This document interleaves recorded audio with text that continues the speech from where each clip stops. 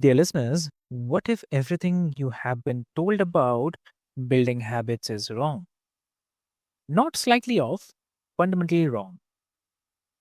What if the reason that your habits never stick is not a willpower problem, but it's a discipline problem or a you problem? Yes, the quote unquote you problem, but a design problem. I know it's sounding very confusing, right? So what if the change was not supposed to be this hard? That's the conversation we are having today. And honestly, it might change everything.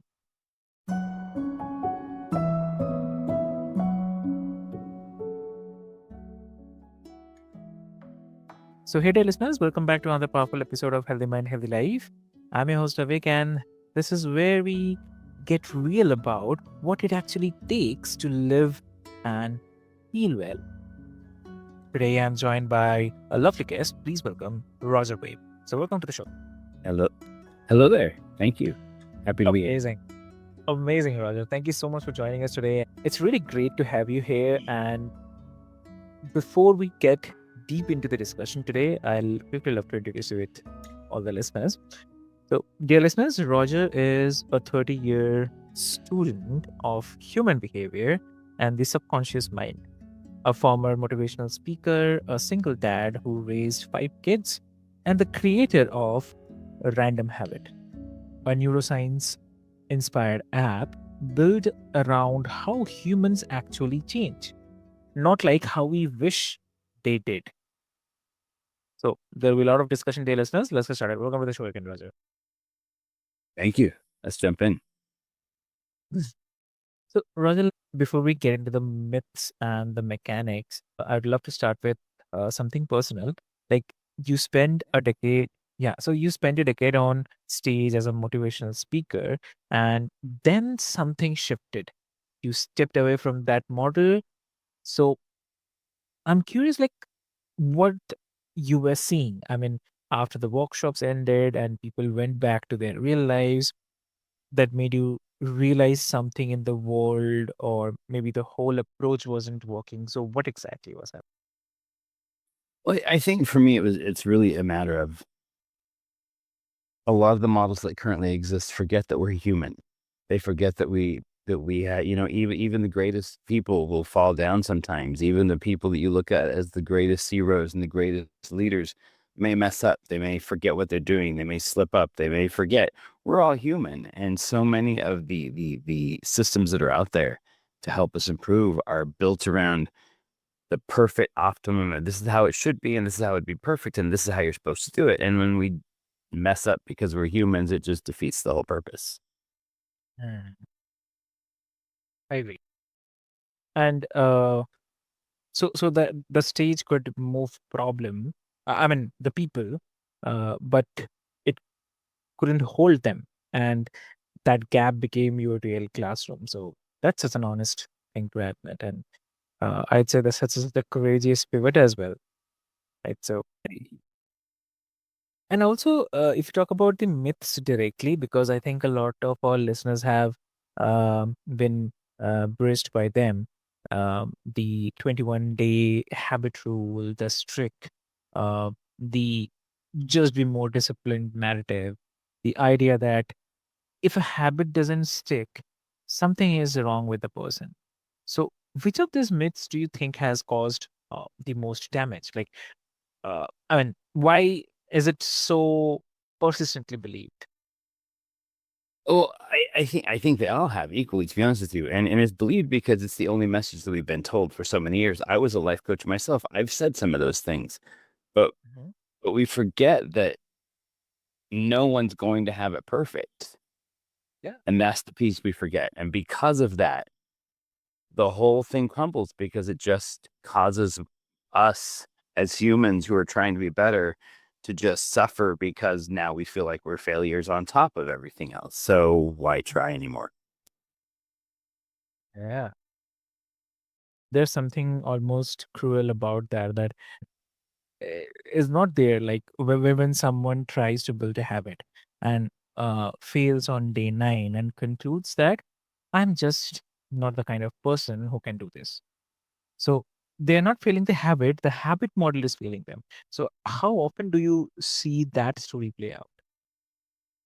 Oh, every time. I like I said, in 30 years of working with clients, with everyone. I mean, it only it's the statistics are that 92% of us fail our New Year's resolution within 1 month. 92%. I don't know very many people who hit 100% of their goals all the time, every time. We just don't. And those systems Mm. are made to make us think that because I didn't hit it, then I'm not good enough, or I'm not capable enough, or I'm not whatever. And that's all garbage. Yeah. Okay. Okay. You have spent 30 years studying the subconscious mind and behavior change.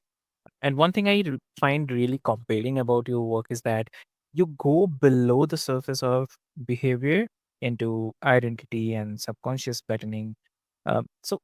When a habit fails to stick, what's actually happening at that deeper level? A couple of things. Typically, when we try to establish a habit, we do it in a couple of different ways. We either use kind of some kind of a tracking system, a habit tracker app, or a notebook, or check Huh. boxes, or we'll do the willpower and discipline. And I'm just going to push my way through it. So, regardless of which one of those two we're following, when we work towards our habit, Huh. what happens is it's routine, it's structure, it's good, and that is good to a point.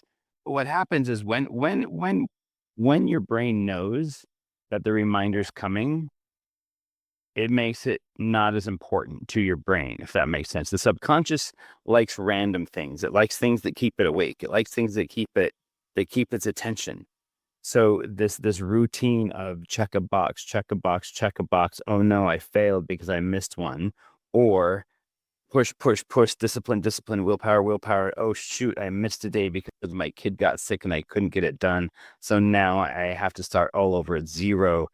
And that defeats us on the subconscious level. When you're saying what happens is we start to disbelieve in our ability to do it. We start to doubt ourselves, and we start to blame ourselves because we didn't do it good enough. And the truth is there are very few human beings on this planet who are going to do it perfect every single time.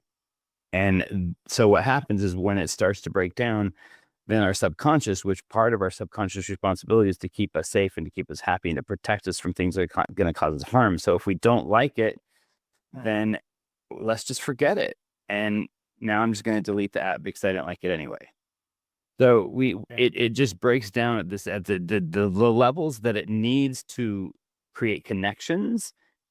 It's instead breaking us down. So it's doing just exactly the opposite of what it should be doing. Hmm. Okay. And I mean, obviously that's fascinating. So the subconscious is not being, resistance or lazy.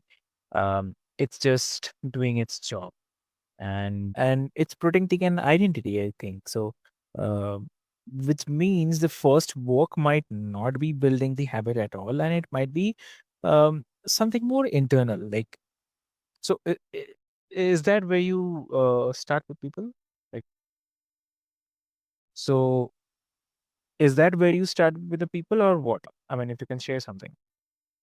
No, here's the thing, is it's just a matter of learning that there's a different way of doing it. We've been taught that there's only this way of doing it. Well, there is a new way. There's a different way. And hopefully I believe that's what I've created with Random Habit it eliminates the use of trackers. It eliminates the need for willpower and discipline. And it uses the brain's neurology and the brain's neuroscience to do Mhm. to do two things. Actually, when you're creating a new habit, it's important that we have new neural paths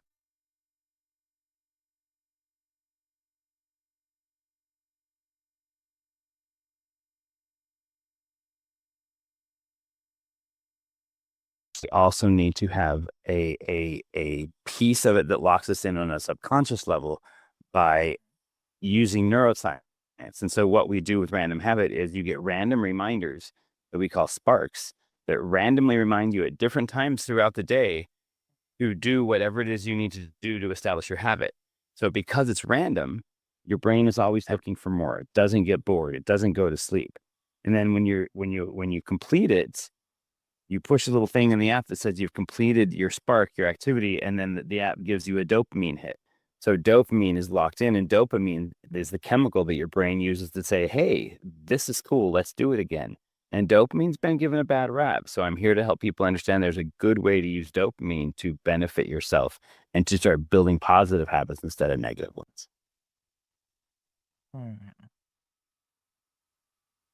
So behavior follows identity and not the other way around. So that one idea alone could save a lot of people years of frustration. And definitely, I want to explore how this shows up in actual texture of someone's day, because I think that's where listeners will really recognize themselves. So, yeah.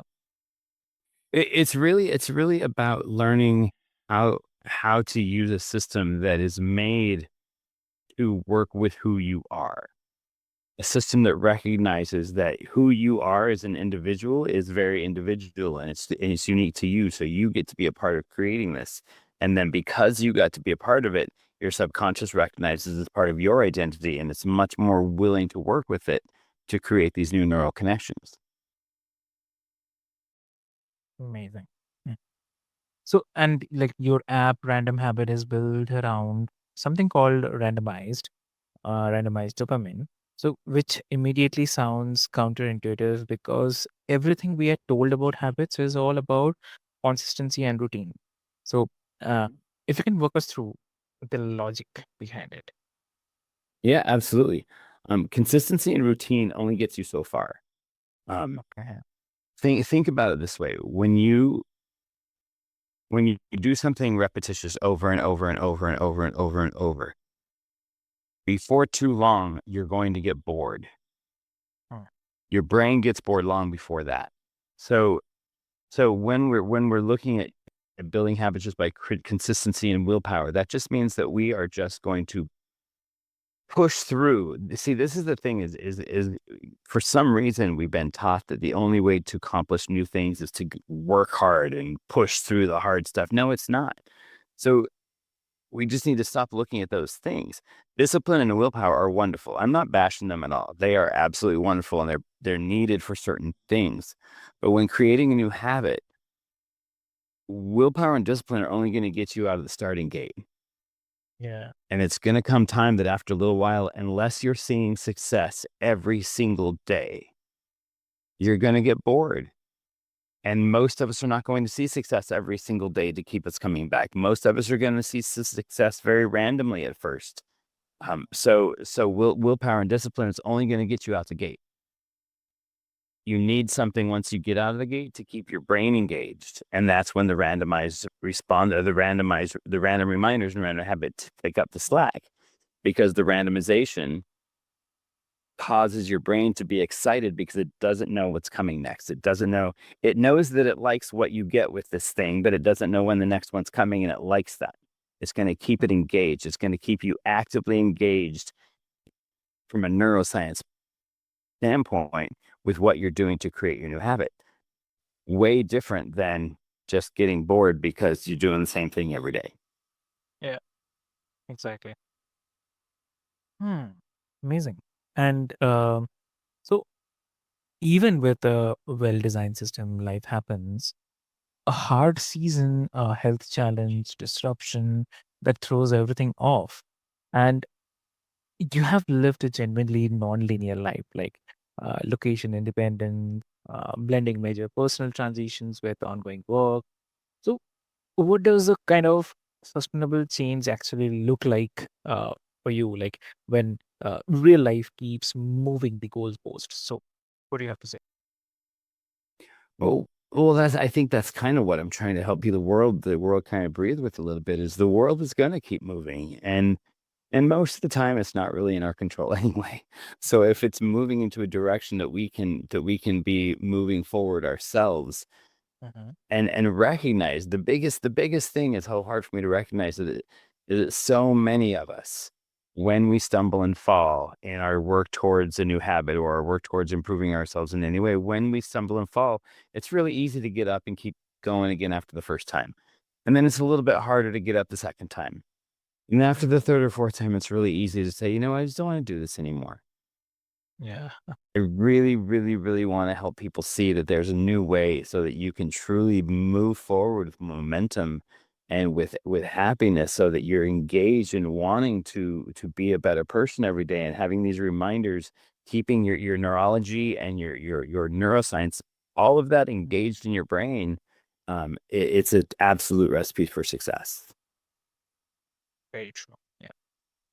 And also, like for the listeners who has tried and failed at building habits more times than they can count, um, who has quietly started to believe that lasting change just is not available to them, that they are somehow wired differently or not disciplined enough. So, what do you most want them to hear from you? I want to hear them. I wish they could look in my soul and hear me say this, like, one more time, guys. I'm asking you Okay. for one more time, because this time neuroscience is on board. This time, something way bigger than us is on board to help you. It's not the same. And I know they always say they're the same, but it's not the same. So this for all of you who are tired of failing and you're ready to say, I'm not just not going to do it anymore. Give me one more Mm. time. Give me one more time. And I feel pretty good about, I can say that this one last time would wake you up and say, wow, there's some cool stuff possible with this. That's interesting. That's really interesting. Great. So, listeners, I'd love to share something like what we have learned today. What Roger has reminded us today is that the reason your habits haven't stuck is not because you lack discipline, but it's all because the systems you were given were not designed for real human beings. And when you work with your brain instead of against it, change doesn't have to be a kind of battle. It can actually be something else entirely, and it's natural. Yeah. So, Roger, like for anyone who wants to explore a random habit, learn more about your work, or just follow the thinking that you are putting out into the world, then where should they go? Oh, well, I will tell you, in about late spring 2026, it will be available in your Play Store or in your Apple app store as well. But you can find us on any social media at randomhabitapp.com, or at Random Habit App is my social media handle everywhere, and randomhabitapp.com will take you to the website, which will also take you everywhere. Instagram is where I'm probably most active, and you can reach us through there as well. Amazing. So, all of that will be in the show notes, dear listeners. Go find Roger, try the app, and give your nervous system the system it actually deserves. And Roger, this was a genuinely refreshing conversation, I have to say. And 30 years of wisdom, uh, zero jargon, and a lot of relief for the people listening. So thank you so much for your contributions. And um, also, like, dear listeners, to everyone who is tuned in, and maybe you will be tuning later also. If you have been beaten yourself up for a broken streak, a missed day, or a habit that just wouldn't hold, then let this be your permission slip. You were never the problem, the design was. And you know better. And I would say you now know better. If this episode shifted something for you, share it with someone who's been too hard on themselves lately, and definitely come back to Healthy Mind, Healthy Life, because that's what we do here. Trade the myths for something true and the pressure for something that actually works. With this hope, this is your host Avik, and this is Healthy Mind, Healthy Life. Take good care, and we'll talk to you soon. Thank you so much. Thank you.